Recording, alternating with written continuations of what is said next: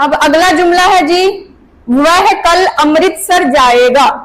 तो वह कैसे लिखेंगे, वाओ के साथ गोल वाला है बन गया वह कल। अब काफ और लाम को इकट्ठा करेंगे तो शक्ल बदल जाएगा। तो यहां पर काफ और लाम की शक्ल, यहां पर काफ की शक्ल चेंज हो गई लाम के साथ जुड़ने पर। वह कल अमृतसर। अब अमृतसर कैसे लिखेंगे, अम, अलिफ के साथ मीम अम, अब रे के साथ ते रित और आगे सर।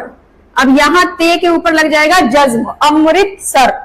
जाएगा, अब जाएगा कैसे लिखेंगे, जीम के साथ अलिफ और ए के लिए बड़ी ए के ऊपर हमजा। आप सबको बताया गया था कि जहां कहीं भी लास्ट में ए आएगा, लाए जाए पाए, तो वहां क्या करना है, बड़ी ए के ऊपर हमजा लगाना है। तो वह कल अमृतसर जाएगा। तो गा के लिए क्या करेंगे, जैसे का लिखते हैं वैसे ही गा लिखेंगे, ठीक है। बस यहां पर एक डंडी और लगा देंगे।